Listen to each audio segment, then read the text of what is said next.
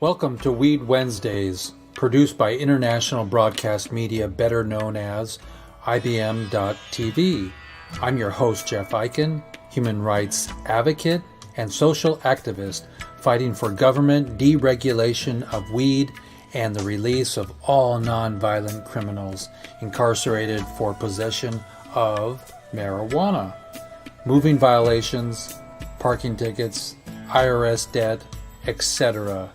Here on Weeds Day, we keep the public informed about all things weed related, including festivals and legislation surrounding regulating the growth of hemp. Today, my guests are... There's something happening here.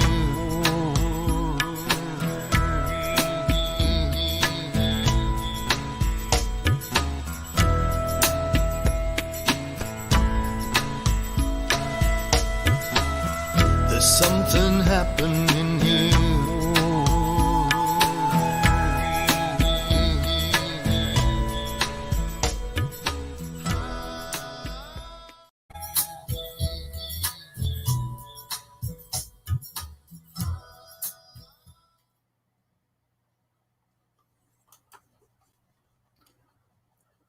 Okay. Thank you so much, everybody, ladies and germs. This is Jeff Eichen with my show, and we're so blessed here today to have an organization here to get you live and to see what's going on. I have one more thing to share with you before we bring our guest on today. Here we go. I've been without my dad, and being 28 years old, that's half my life. Hi, my name is Lauren Cecil, and I'm asking for the release of my dad, Craig Cecil.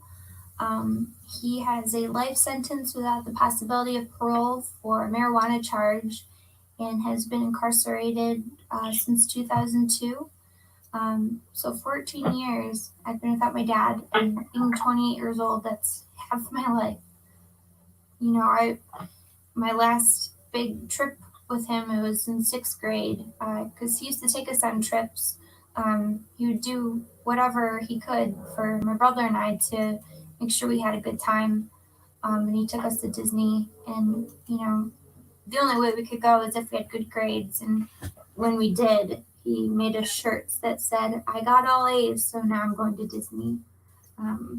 Actually have some pictures of that. So...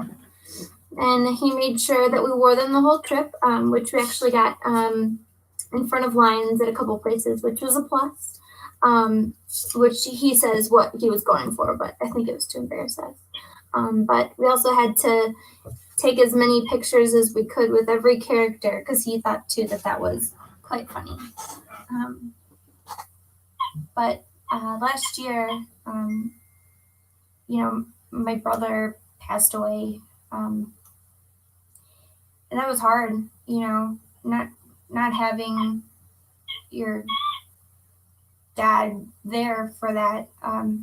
You know, he filed all his paperwork. He had good behavior and everything, and they still wouldn't let him come to his son's funeral. You know, I talked to him all day. He probably spent all his money talking to me on the phone. And, you know, they hadn't seen each other in a long time. So that was hard. But I did what I could, and I put my phone on speakerphone so my dad could say goodbye to him. My dad has a very cruel joke and says, I guess I should have killed somebody because then I'd be out by now. And it's crazy and true. And sad. And, you know, he's not the only one that has this sentence of life for a marijuana charge. And my heart goes out to all those families. And, you know, I spent half my life feeling so alone in this situation. When I found out I wasn't the only one, it made me feel better, but sad that it's real. You know, this nightmare of my life is is happening to other people. I've met incredible activists. God, I don't even know where I'd be without them. And they keep us positive and my dad positive, more importantly.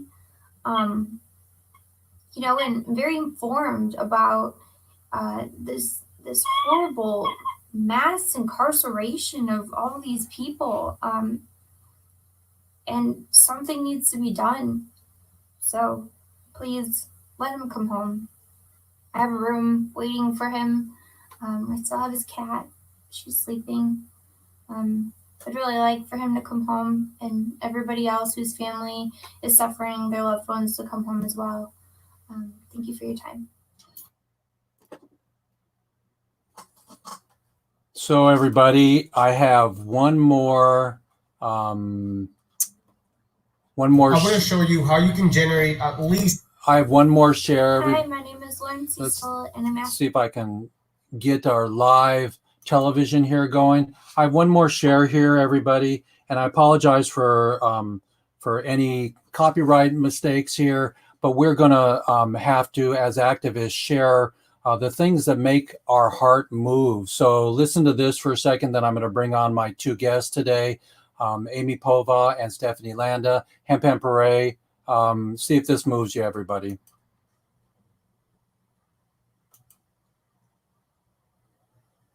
I was just incarcerated for 37 years for somebody else's crime. DNA freed me. Oh, wow.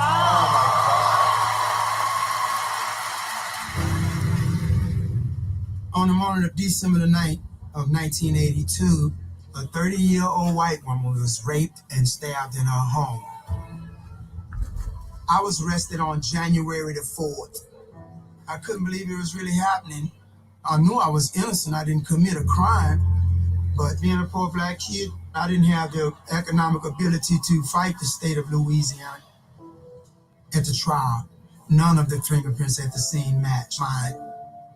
3 people testified that I was at home, but they wanted somebody to pay. I was sentenced to life in 80 years without the possibility of parole or probation. I was sent to Angola State Penitentiary. It was classified as the bloodiest prison in the United States. You had a choice to either be strong or weak, because you will be tried and tested. Days turned into weeks, into months, into years, and into decades. It's like a nightmare, 37. I'm gonna sing. Okay. Take a deep breath. We're with you, Archie.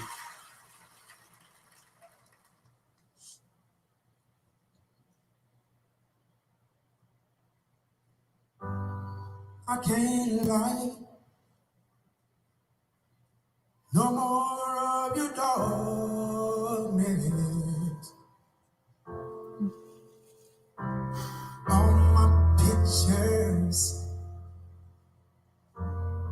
seem to fade to black and white.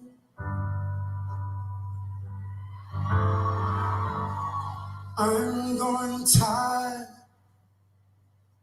and time stands still before me.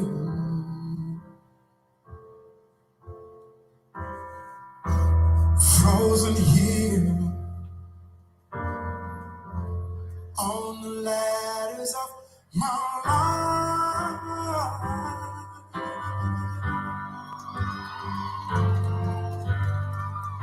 Don't let the sun go down on me. Although I search myself, there's always someone else I see. I'm just another fraction of your life to wander free.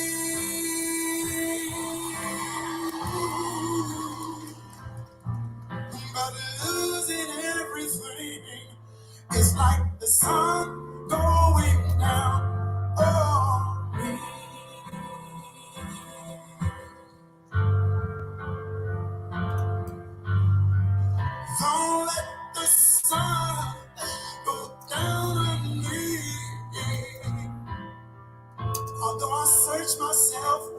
There's always someone else I see.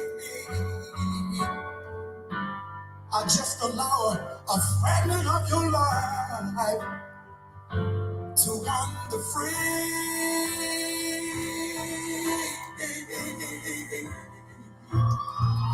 But losing everything is like the sun going down. Oh,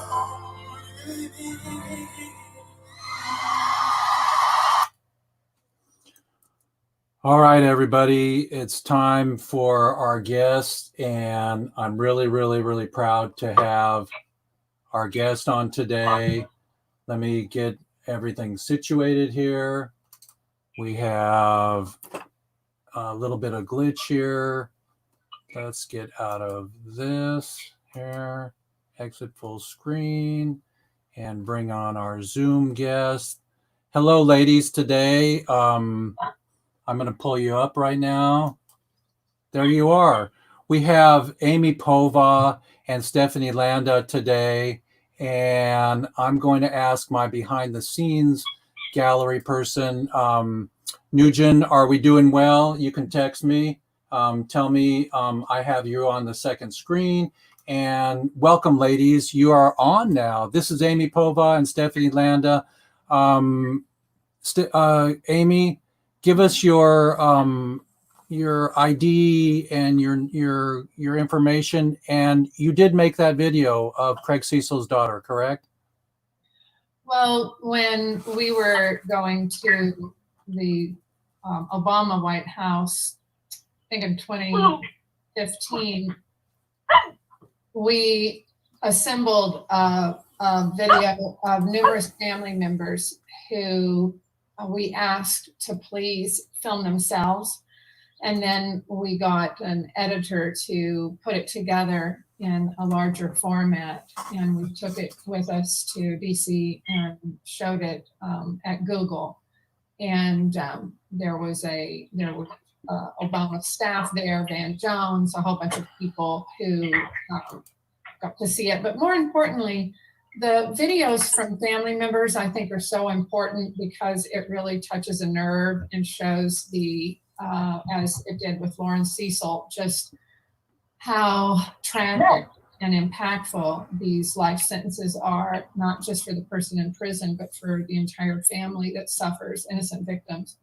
So we suggested that it be attached to the change.org petition, and Craig Cecil got over 324,000 signatures on his change.org petition with that video on it. And for a while, MTV saw the video, and they were even thinking about doing a little special because, as some people may or may not know, Lauren Cecil's fiance, she just got engaged and made that announcement a few days ago on Facebook. He's a very accomplished musician and is in the band Friends, which tours the world, very popular band. And so that video is just very powerful. We also got Young Turks to interview Lauren Cecil and do a short mini doc on Craig. Thank you for allowing us to share that. Tell us where people can reach you and who you are. Introduce yourself, Amy. Okay, sorry. Amy Pova, Amy Ralston Pova. I'm the founder and president of the Can Do Foundation, that is clemency for all nonviolent, it used to be drug offenders, now it's deserving offenders, because we do have some people who are not drug offenders on our website that we advocate for. I got clemency from President Clinton, and after that, decided to start helping other people receive justice through clemency. So you said I got clemency. Tell us that story. Were you like were you an insider? Yes, in fact, Stephanie Landa, who is coming up next, we both served time at FCI Dublin there in near Oakland in California, near San Francisco. And I served 9 years on a 24-year sentence. That I was lucky and fortunate enough to be able to come home prior to serving the entire term. So, and Stephanie has just been an incredible advocate for all the pot offenders, and would like for her to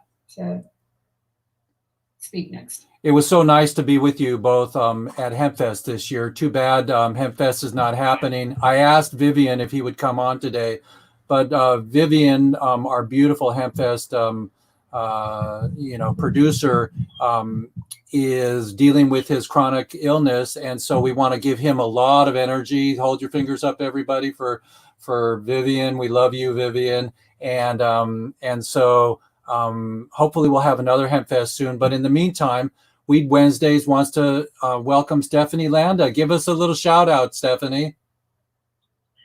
Hi, how are you guys? Fantastic.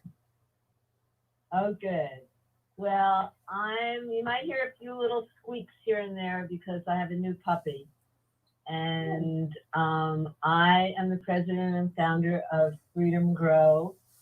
And we collect money and put it on the books of people that are in jail for pot, nonviolent marijuana cases. And in fact, that's what I'm doing right now. I'm making out envelopes to send out our newsletter and money order to all the people that are on our list, which is many. And Craig got out yesterday, so I burnt his envelope. Very happy about that. And he's like, oh my God, it was the best news ever. Mm-hmm. So, and we have a pen pal program, and our website is not functioning right now. When it does, it's going to be freedomgrowforever.org. In the next week, it'll be up. And let's see, I was at Dublin for manufacturing marijuana medically and did 5 years. And when I was in jail, I was like, oh my God, you need money when you're in here. You have to have money. If you don't have any money, then you're screwed. So when I got out, I started this program, and I put money on their books as often as I can.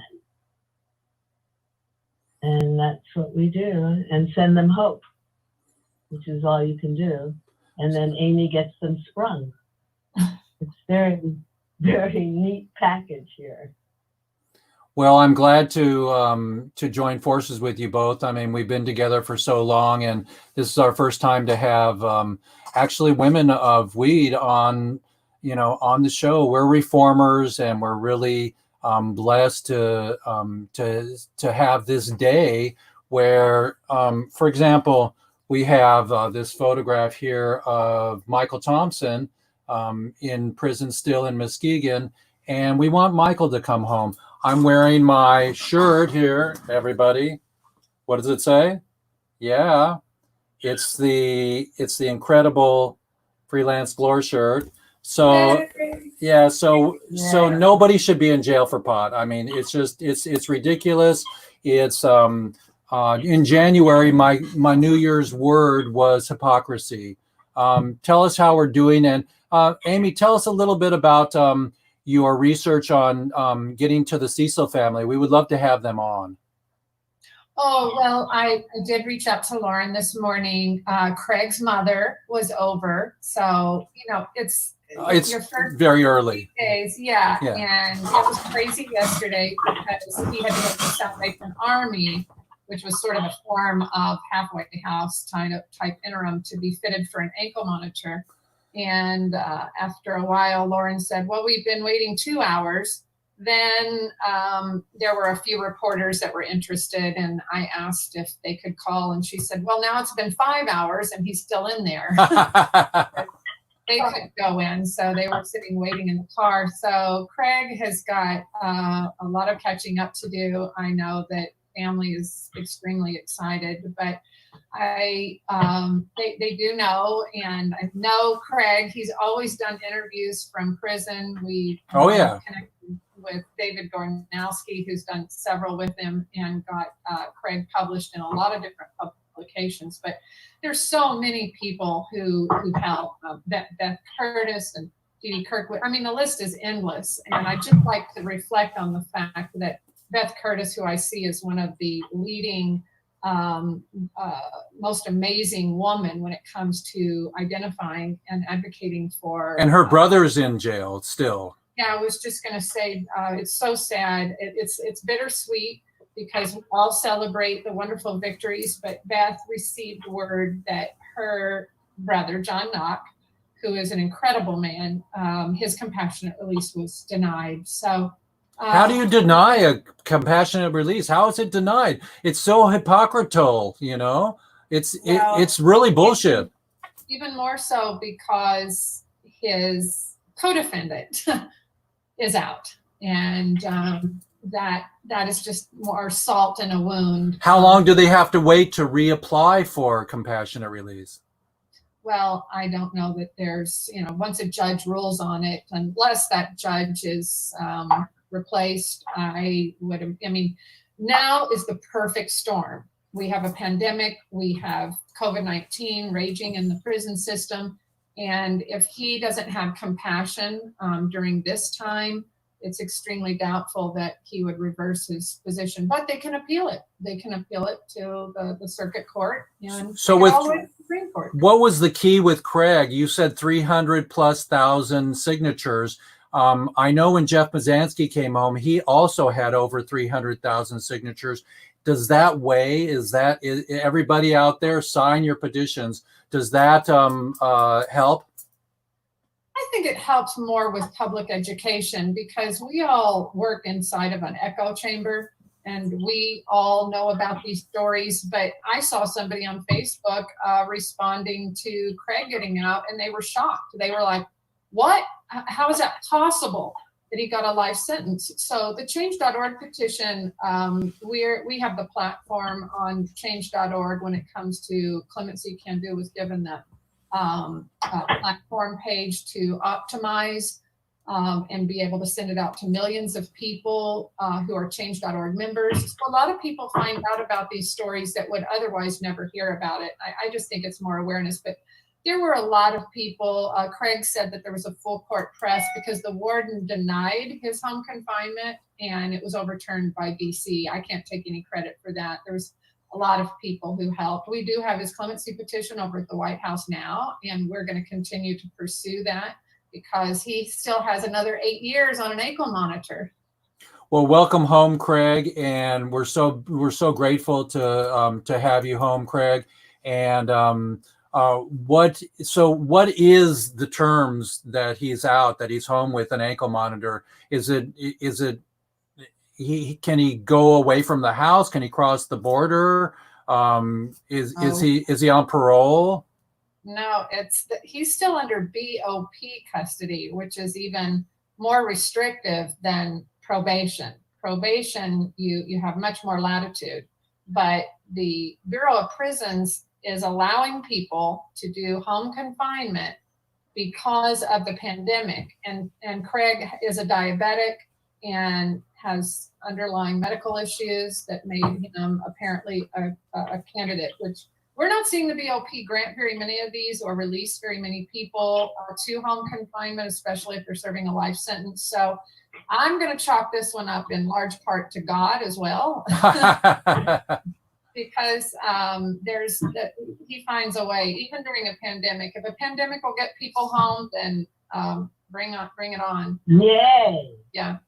Stephanie, you have some input on your side. Do you have you met Craig or spoken with him in the last year or so? I spoke to him yesterday and on a free phone. Oh God, I can't believe it. But yeah, we've been sending him money and sending his daughter money at Christmas time for years and years. So I've met his daughter. She's very charming. She's so nice. She came out to California. So yeah, it's like a family thing. Our whole program is family oriented. Like at Christmas time, we send all the kids of the people that are in jail money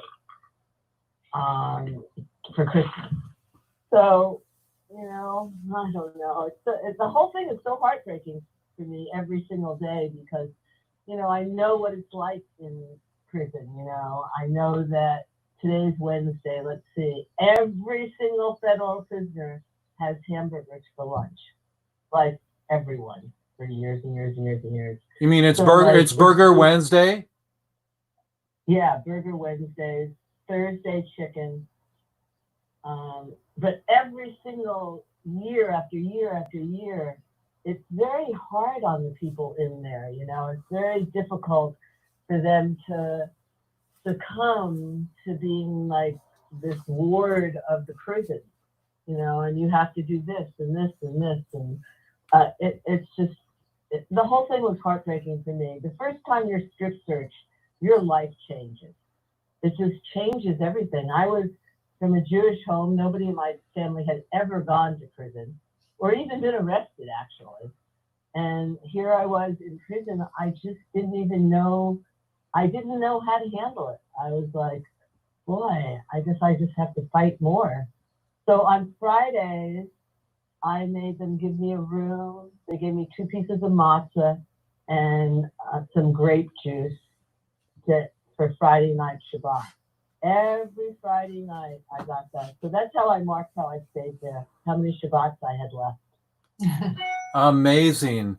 Amazing. I have something I want to read to you all here. This is from Michael Thompson, prisoner number 176309. Kind of like our Jewish ancestors that had, you know, have numbers on their tattoos.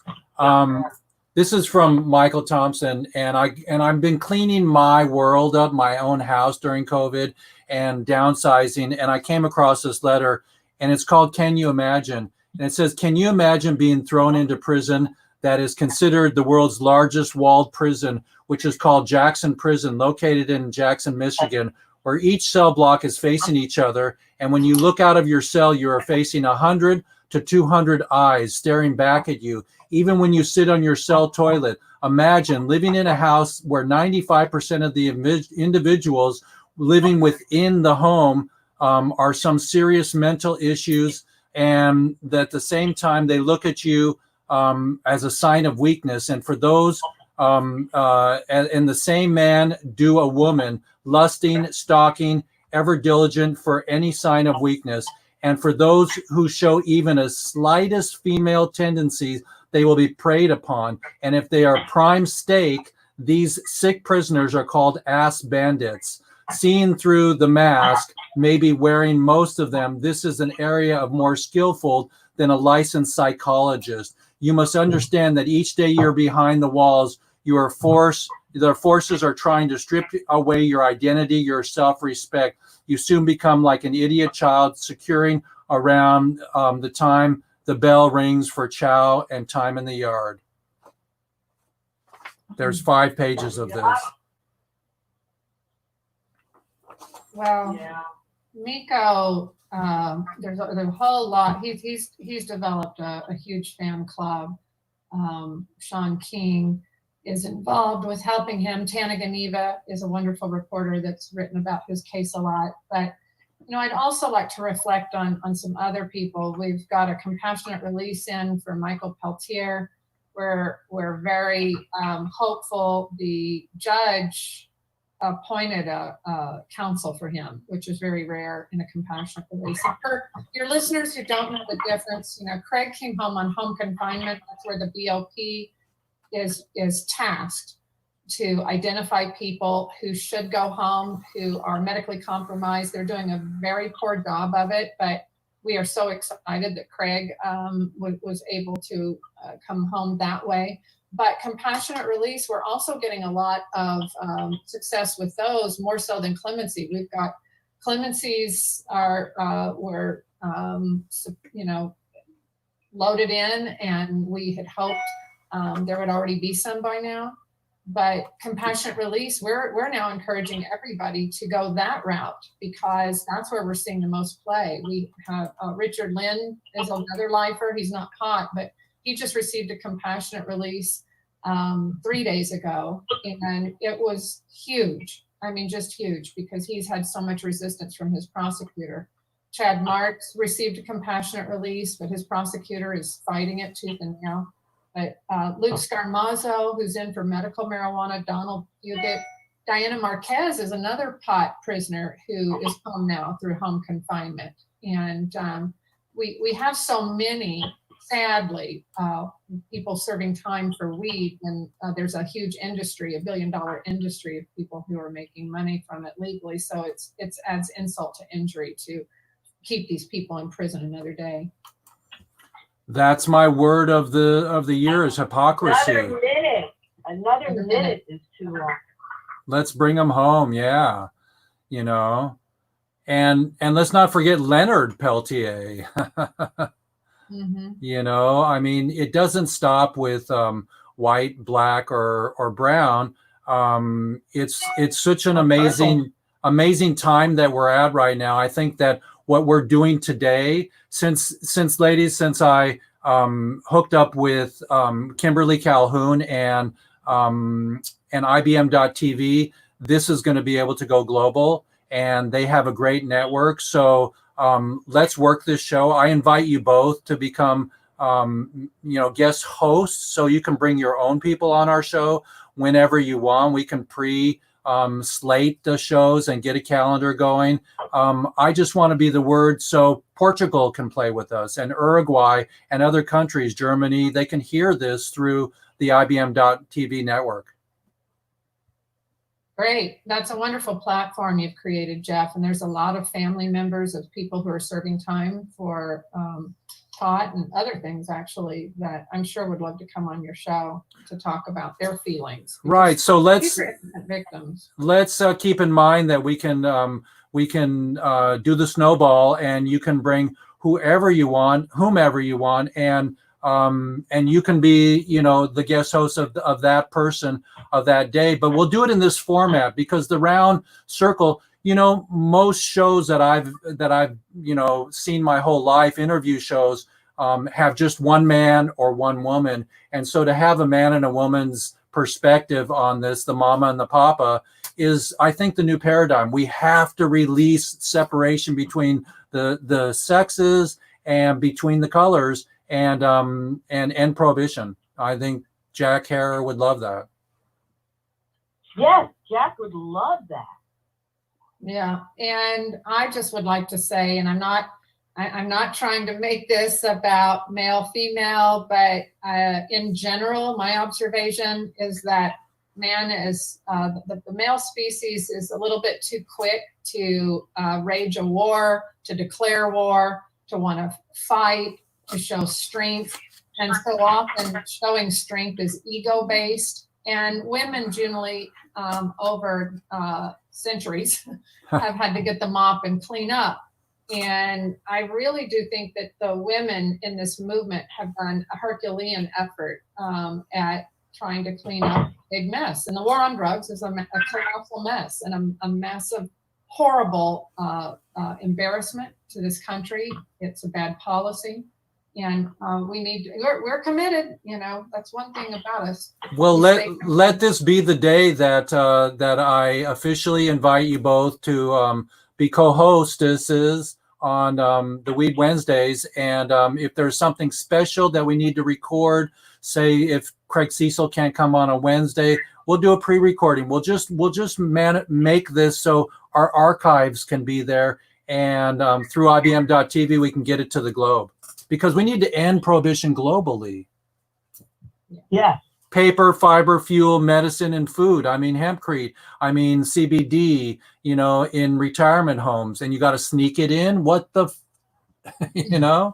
And so right. we need to re-legalize marijuana. But this show today is about Craig Cecil coming home. We love you, Craig. We can't wait to have you on here. Enjoy your ankle bracelet, because that I just know that Michael Thompson would love one. Oh yeah, definitely. Everybody. Even when I went to the halfway house, I didn't like the halfway house at all. It was really hard, but I was glad to be half free. Right. Well, I would like to say, Stephanie, as two women who've served time in Dublin, I don't think Stephanie gets enough credit for what she has done over, really, it's been decades. I met her, I was out here in Los Angeles. I was only out here, I don't know, maybe 3 or 4 years. And I went to a hemp expo downtown Los Angeles. and Mickey Norris and Chris Conrad were there, and they said, "Oh, we have to introduce you to somebody. You're going to love her."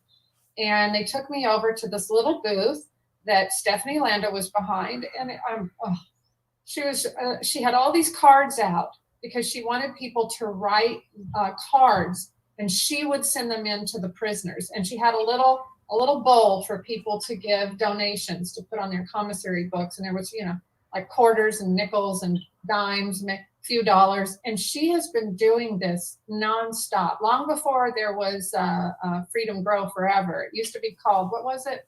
LPOP? Land of Prison Outreach Program, yeah. LPOP. Right. And commissary is essential. It's essential for people in prison. So what she does is essential to keep people going. Well, thank you, both of you ladies. Thank you for having us on. Oh well, it's I posted today, game on. Since the we've had our second police shooting this week, and against a racial barrier there, and game is on. And I think that we can take advantage. And now that I have a platform to get us to the globe, I think that our responsibility is to stay grounded and to stay together, and F these male interview shows. I want to have all of us together now, and I want to bring the grandmothers on board. In Standing Rock, the grandmothers were not together with the grandfathers. Every morning at 5 a.m. they were at the water praying, and the grandfathers were smoking tobacco at the sacred fire. And I see the division, and I think it's time that we come together. And that's why I'm designing my show to have some beautiful women in weed on my show. Nice. Very nice. So I could be a grandmother. Only I had my kid when I was 40. Well, and your son and Max served time for pot, didn't he, Stephanie? Yeah, Max served. My son served 2 years for making oil for me while I had cancer that I got when I was in prison from the black mold. What the fuck? Important. I want you to talk about that a little bit, Stephanie. Please. You overcame cancer. Okay, so Dublin had black mold. They even closed the kitchen because there was so much black mold.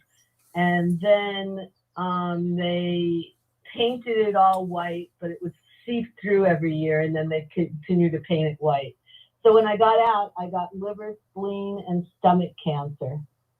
And my kid was making oil for me, which is why I'm still alive. In September, I'll have 8 years clean. And he was making oil. I was taking about 5 or 6 grams a day, and I've 8 years now. So, but he did 2 years for doing that because of a snitch. 99.9% of the time, there is a snitch involved. If there were no snitches, there'd be no Freedom Grow. There'd be no people in jail for pot. There'd be nobody in jail, practically. So, I don't know, the world has changed, and now we have snitches, and it's like an accepted thing in this society. Even in the pot world, people are telling on each other. Can I say it's awful? So with 33 states legal, both of you, with 33 states legal, have we made progress? I mean, I think... No, because it produced more snitches. The people that are illegal, the people that are legal are snitching on the people that are illegal. It's just produced more cases and more snitches. Well, let me put it That's this the way way. I look. Yeah, I agree with Stephanie. There's maybe progress made in the sense of legality for some, but let's do this juxtaposition. When Harry Anslinger, when alcohol prohibition ended and Harry Anslinger no longer had a job, that's when the big Reaper Madness movement started, because he was the head then of what later became the Controlled Substance Act, which was obviously under Nixon. But Harry Anslinger was the one who demonized weed, said that an axe murderer killed his entire family on marijuana. It was racist. He said he targeted all the minority groups, verbally so. And even during Reefer Madness, when they said that they had the public bamboozled into thinking that people were violent on it, nobody ever got a life sentence back then, ever. This is the first time in this nation's history that we have people serving life for pot, like Craig Cecil, who was a first offender and never even sold any pot. So if anything, we've gone backwards. I think John Lennon wrote a song about John Sinclair because he was the longest serving, he received a 50-year sentence, I believe it was 50 years, for pot. And that was unheard of back then when it kicked in and we had Nixon's war on drugs. But no, we're currently trying to help people come home who are serving life at the first time in this nation's history. So that should be the answer to everyone. So I started dealing or selling weed in 1959. Until medical came out in 1996, I did not know one person that went to jail. Not one. From 59 till 1996. I mean, I'm sure there were some, but not like it is now. Because before it was a secret and everyone knew it was a secret. And then they said, oh, it's medically illegal. So then we knew it wasn't a secret. And so that was it. They just started locking people up. Well, I heard at DPA a couple of years ago in Atlanta or DC, it's a war on people. Yeah, definitely. Definitely. A war on people. Yeah, and I heard don't decriminalize, but re-legalize. So Craig Cecil can come home and get a job, if it's re-legalized. Right. These kinds of things need to happen where, the gay movement just won their second Supreme Court this week. They got gay marriage and then they got gays in the work this week. Who is the person in there we can get to, Amy, and how do we ride their coattails? They were successful twice in the last 5 years or 10 years by all we want to do is prove that it's medicine, it's paper, fiber, fuel. It will tax us. It's like alcohol, but it doesn't make you angry and fuck your liver. It's marijuana. Well, Stephanie is a wonderful example. And Stephanie, you can talk about this briefly, about the equity program that's built into the California state law of legalization. And if Craig Cecil were in California, maybe he could be paired with somebody who wants to open a dispensary. Stephanie, explain the program here in California a little bit. Okay, it's supposed to work where if you serve time, you were going to get a partner and be able to open up a dispensary, an investor who would get 49% and you would get 51%. Right now, there's so much fraud in Los Angeles that we've been doing this for 2 years, had a lease for 2 years, and still they have not solved giving it out. They gave out 100 licenses of people that were fraud, and they are not taking those licenses back. We were supposed to start bidding at 9 a.m. and those people got in like 40 minutes early. So they got an earlier number, they got a dispensary, and so we've been fighting over this for 2 years. So I don't know how well it's working. But I did not know that. Work. Yeah, I know you were excited about it. Oh yeah, for 2 years now I've been excited. Typical bureaucracy. Yeah. Oh, it's worse than that. It's fraud. Was it favors to people with influence? That got in early? The ones that got in early? I think so. You mean it's the same old paradigm? It's about money? It's all about money. It's all about money. If you could figure out how the government could make more money if it wasn't illegal federally, they would do it. But they're very happy the way it is.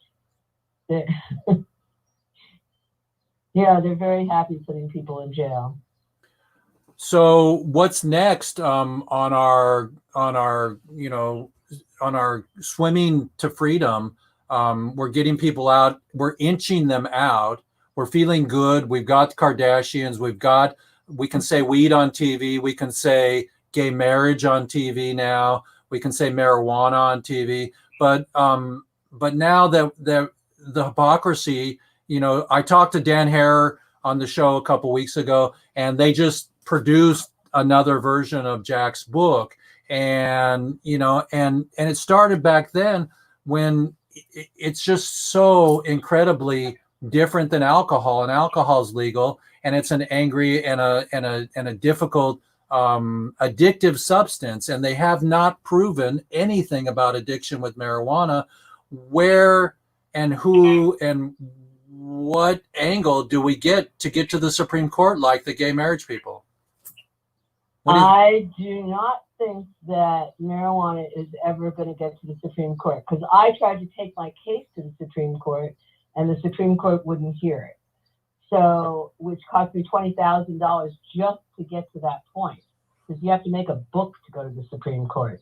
The only thing that I can see that we can do right now, everyone that's listening to this, is throw money at the people that are in jail while they're there.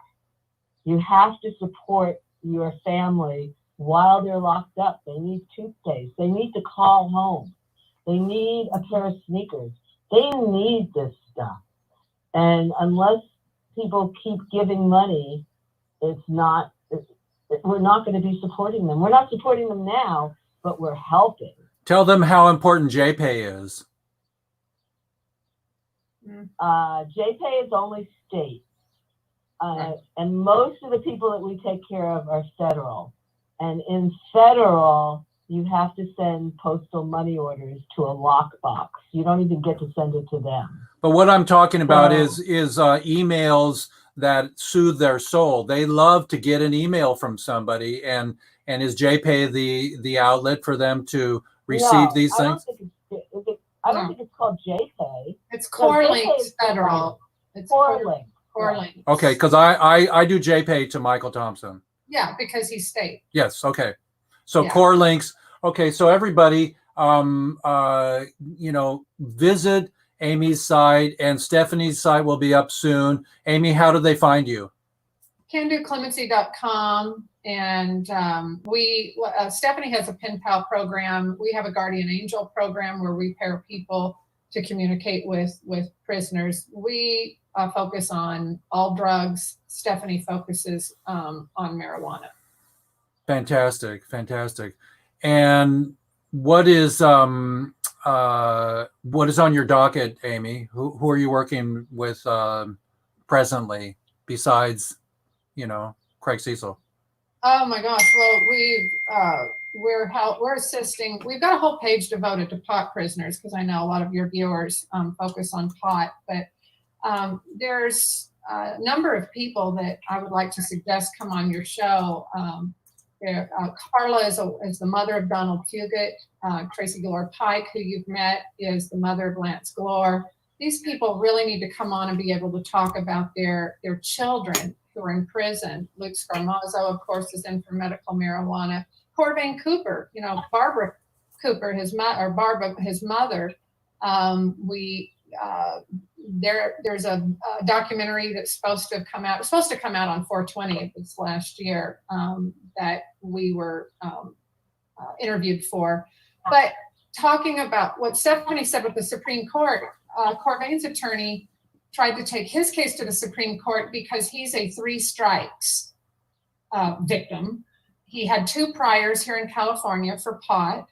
And after California legalized that, they included expungement. So those 2 priors don't apply to Corvain anymore. You would think the Supreme Court would take that, because there's no more legal ground to continue to impose a life sentence on him if you have to have 3 strikes. 2 of the strikes are gone. The Supreme Court wouldn't even take his case. So we've got a lot of work to do. We've got a change.org petition. We are working with the Trump administration on clemency. We are sad that the pandemic hit, and now there's a lot of civil disobedience that seems to have preoccupied everybody away from clemency, but we'll never stop advocating to get people home. whatever lane that they need, whatever door they can walk through. That's the door that we're working on, and we're trying to do more compassionate releases for others. I read an article early this morning, that the administration denied the pandemic release, compassionate release to some of the. It just said reversal, and I just want to, it's not a great word, but the hypocrisy of all of this is that it's legal in 33 states. Medical is really important.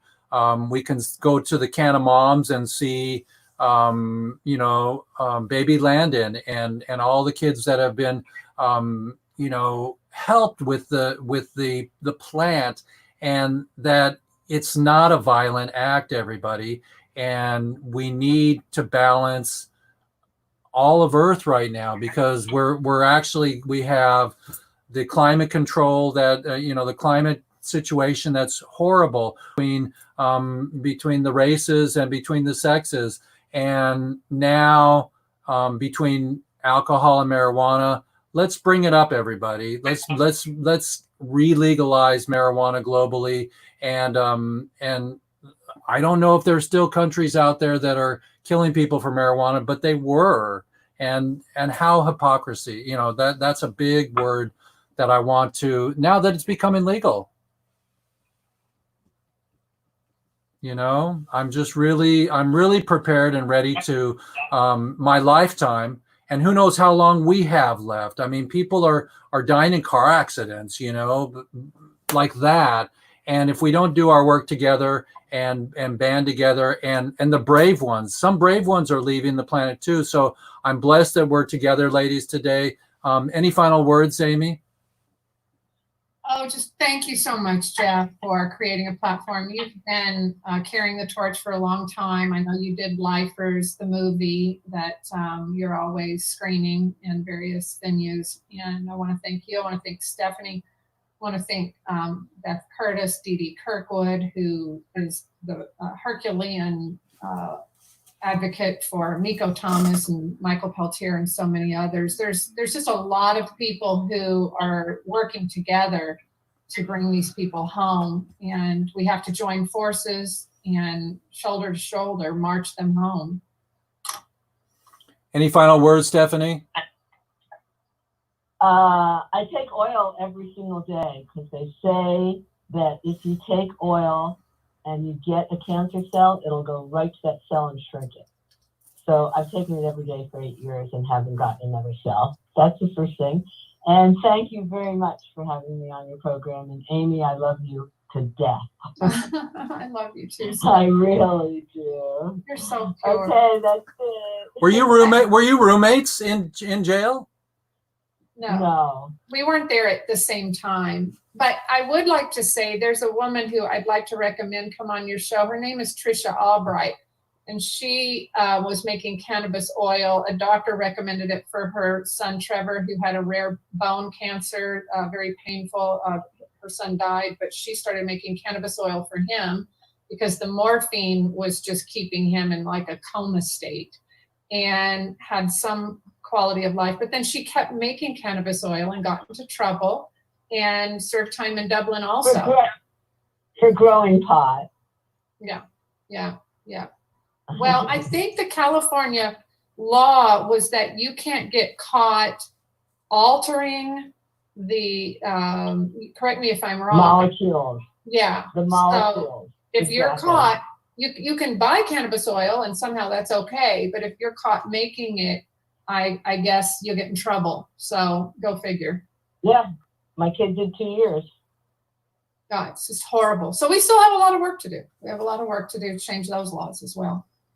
Well, every time I have you on, I'm going to ask you, how are we doing? If we've made any movement, and I think today's the day that we welcome home Craig Cecil, and enjoy your ankle bracelet.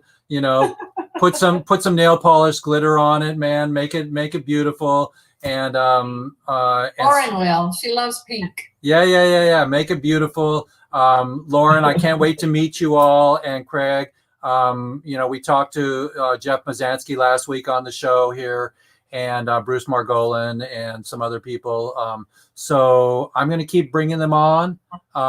And both you ladies, again, are super welcome to co-host us. Any episodes you find important and special, and that you find that this portal is powerful.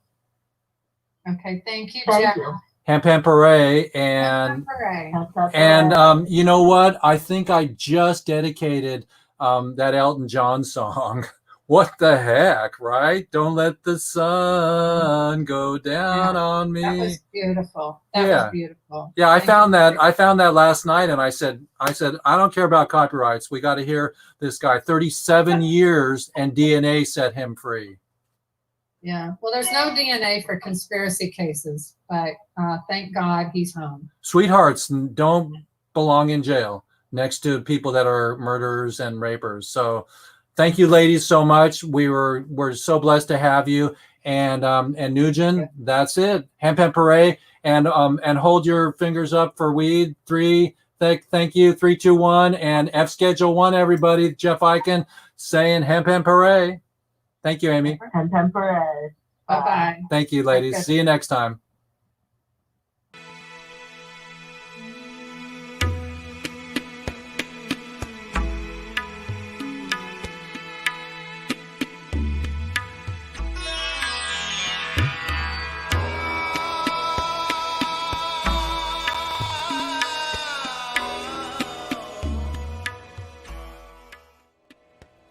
Welcome to Weed Wednesdays, produced by International Broadcast Media, better known as IBM.tv.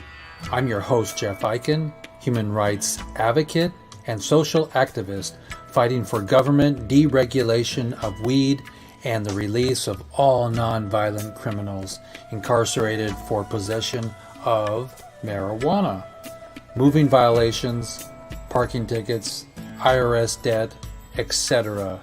Here on Weeds Day, we keep the public informed about all things weed related, including festivals and legislation surrounding regulating the growth of hemp. Today, my guests are... There's something happening here.